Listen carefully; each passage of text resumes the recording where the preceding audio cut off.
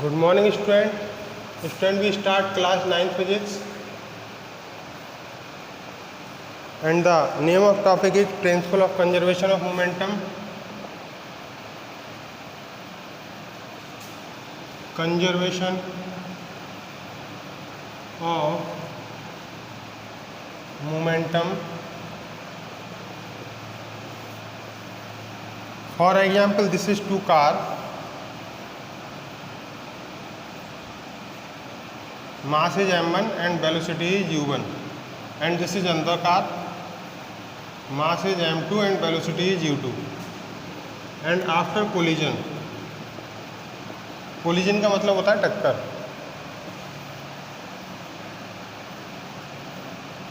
Velocity is v1 and this velocity is v2 and mass is given same. Then momentum before collision m1 u1 plus m2 u2 equal to m1 v1 plus m2 v2. Momentum before collision equal to momentum after collision. Student, listen carefully. According to principle of conservation of momentum, if unbalanced force not act on a system, then momentum before collision is equal to the momentum after collision. It means momentum can neither be created nor be destroyed. For example, this is the two car, and the mass of this car is m1 and the mass of this car is m2, and velocity of this car is u1 and velocity of this car is u2. So momentum before collision equal to m1 u1 plus m2 u2, and after collision mass is m1 and m2 but velocity is change, it means v1 and v2.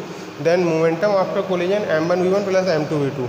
तो इस type से आप देख रहे हैं momentum before collision equal to momentum after collision equal होगा. ठीक है, यानी momentum before collision equal to momentum after collision. It means principle of conservation of momentum says that momentum can neither be created nor be destroyed. And in this question we used formula of Newton's law of motion, which would require a greater force accelerating a 2 kg mass at 5 meter per second square acceleration and 4 kg mass. Case first, F equal to ma. m का value आपको given है 2 और a का value given है 5. तो 2 into 5 यानी 10 newton. Case second, F equal to ma. आपको value given है m का 4 और a का 2. तो इस टाइप से 8 Newton. This is F1 and this is F2. तो F1 is greater comparison to F2, यानी कि आपका जो 2 kg मास है वो ज़्यादा फोर्स लेगा. ठीक है. Next is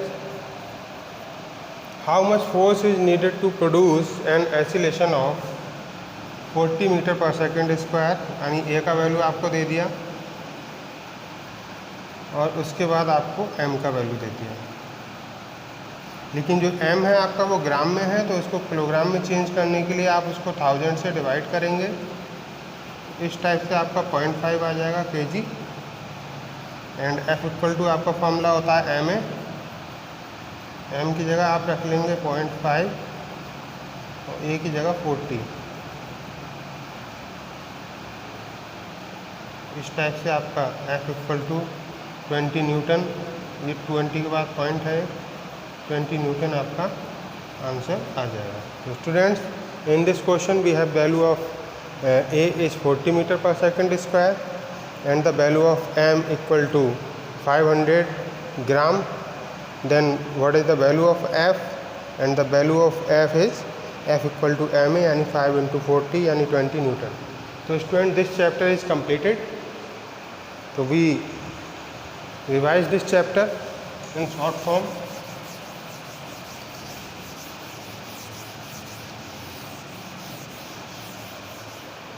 First topic of this chapter is force, यानी पुशिंग और pulling. Any object is known as force. उसके बाद बात आती है बैलेंस फोर्स की और अनबैलेंस फोर्स की। तो बैलेंस फोर्स और अनबैलेंस फोर्स, रिजल्टेंट इसमें जीरो नहीं होगा, सॉरी इसमें रिजल्टेंट जीरो, इसमें रिजल्टेंट आपका क्या होगा, जीरो, नो जीरो रिजल्टेंट। उसके बाद इफेक्ट ऑफ फोर्स की बात आई थी, आपको 5 इफेक्ट बताए थे कि स्टॉप ऑब्जेक्ट को मूव कर सकता है, मूविंग ऑब्जेक्ट को स्टॉप कर सकता है, डायरेक्शंस को चेंज कर सकता है, शेप और साइज को चेंज कर सकता है, स्पीड को चेंज कर सकता है। उसके बाद फिर न्यूटन के 3 लॉ आए थे। फर्स्ट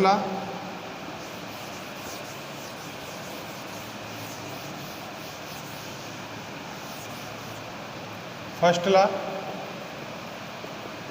जिसका अदर नेम था लॉ ऑफ इनर्शिया, यानी according to this law if object is in rest then also is in rest, if object is in motion then also is in motion, if we are not apply any other external force. उसके बाद student second law जो हम लोगों ने prove करके लाया था, F equal to M A, इसको मास एसिलेशन लॉ भी कह सकते हैं, फोर्स एसिलेशन लॉ भी कह सकते हैं।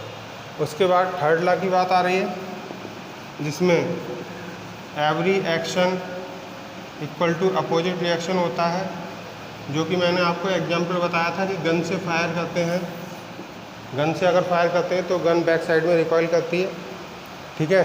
एक मोमेंटम की डेफिनेशंस आपको बताई गई थी इस चैप्टर में, जो कि एक वेक्टर क्वांटिटी थी P equal to M B.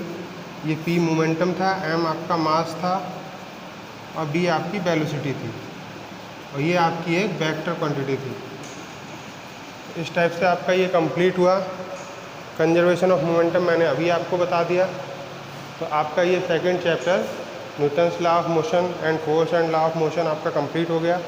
इसके नोट्स आपको मिल जाएंगे, आप अपनी फेयर कॉपी में इसको कंप्लीट कीजिएगा। Thank you students.